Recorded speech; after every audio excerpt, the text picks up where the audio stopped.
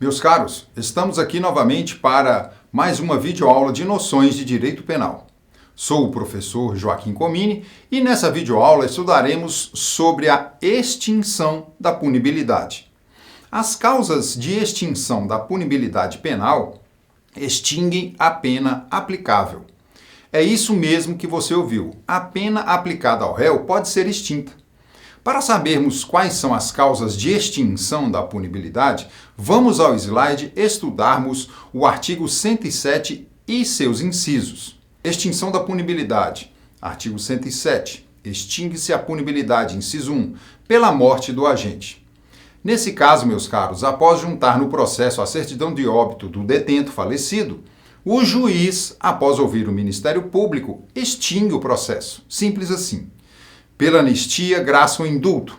A anistia atinge todos os efeitos penais decorrentes da prática de crime, referindo-se, assim, a fatos e não a pessoas.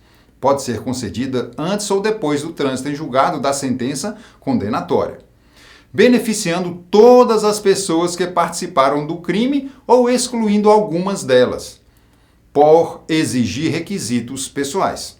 Pode ainda exigir a aceitação de obrigações por parte do condenado ou não impor nenhuma restrição.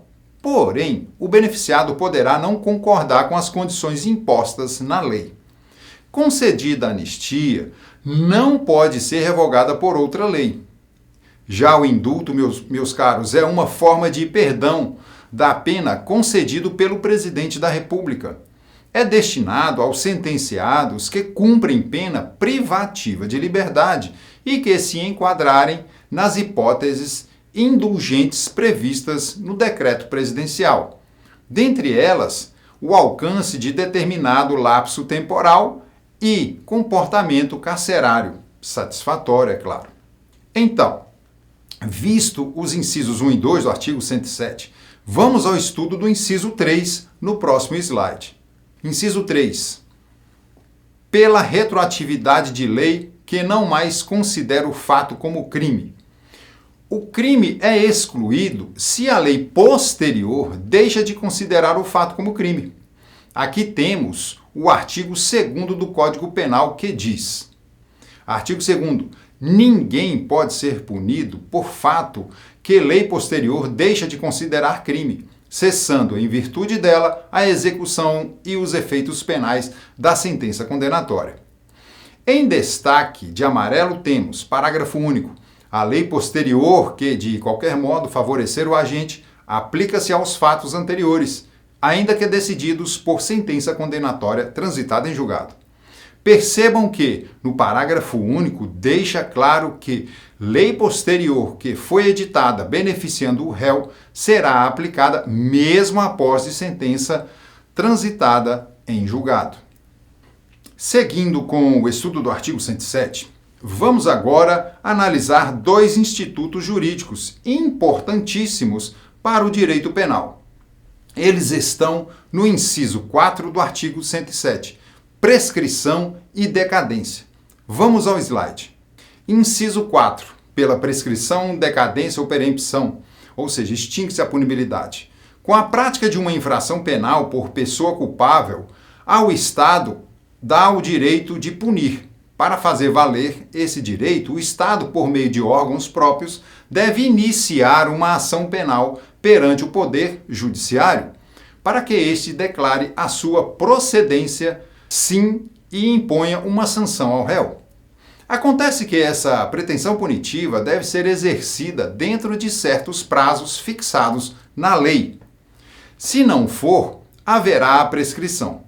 Assim, a prescrição da pretensão punitiva, que alguns chamam de prescrição da ação, é a perda do direito de punir do Estado, em face do não exercício desse direito dentro de um prazo legal, ou do não encerramento da ação no mesmo lapso temporal.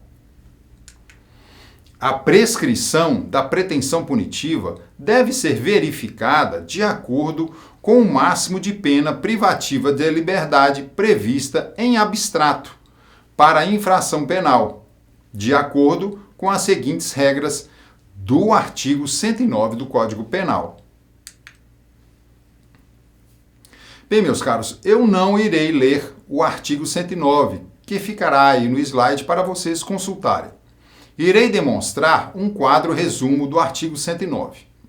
Vamos ao quadro. Pena máxima e prazo prescricional. Bom,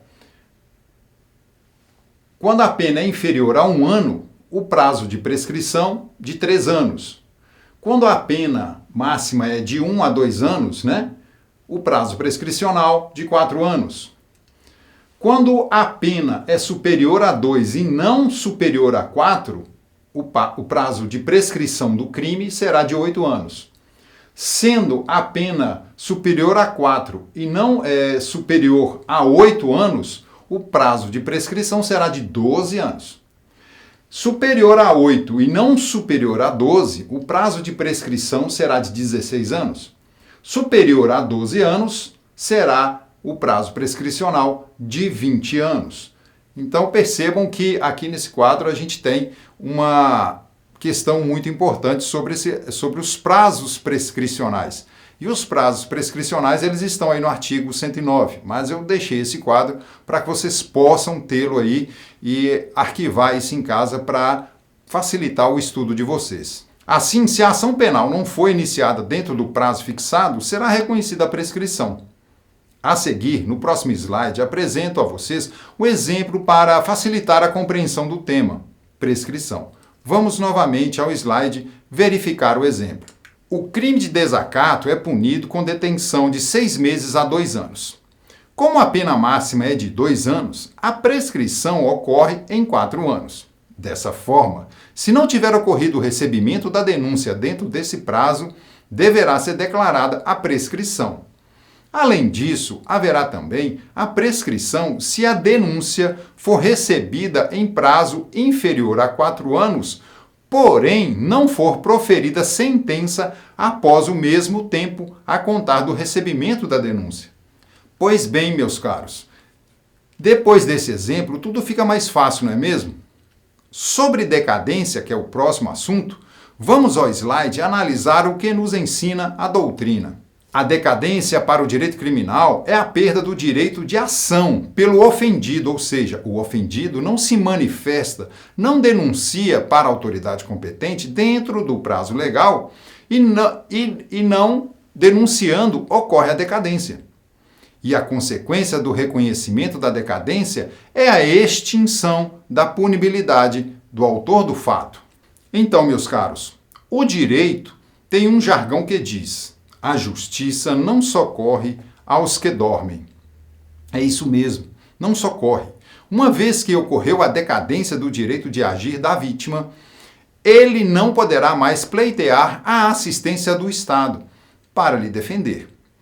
Para finalizarmos o artigo 107, vamos estudar agora os incisos 5 e 6. Vamos novamente ao slide. Inciso 5.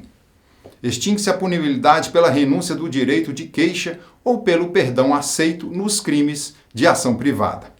Renúncia do direito de queixa, grifado em amarelo, é o ato pelo qual o ofendido abre mão do direito de oferecer a queixa. Trata-se de ato unilateral, uma vez que, para produzir efeitos, depende de aceitação do autor do delito e é irretratável. Então, percebam que, uma vez que o ofendido desiste de oferecer a denúncia, ocorre a extinção da punibilidade do autor do fato.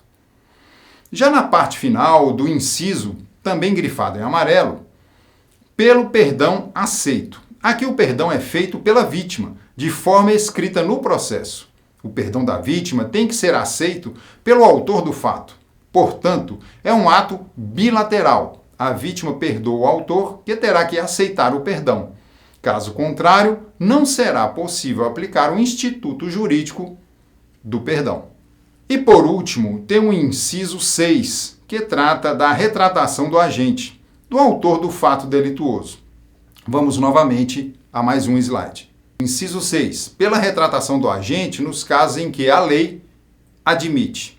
Estabelece o dispositivo a extensão da punibilidade pela retratação do agente, nos casos admitidos em lei. Pela retratação, o agente admite que agiu erroneamente. No Código Penal, meus caros, a retratação é admitida nos crimes de calúnia e difamação, ou, por exemplo, no falso testemunho e falsa perícia. Por meio da retratação, o agente admite que agiu erroneamente. Nesse caso da retratação do agente, ela tem que ser perante o juiz ou, no caso, se for no juizado especial criminal, perante o conciliador, que tomará a termo nos autos a retratação da pessoa. Pois bem, finalizamos aqui o artigo 107 do Código Penal e seus incisos. Conteúdo importantíssimo esse da extinção da punibilidade. Por isso, revejam essa videoaula quantas vezes for necessário e envie as dúvidas na sala da disciplina. É isso, meus caros. Eu fico por aqui. Um grande abraço. Até a próxima.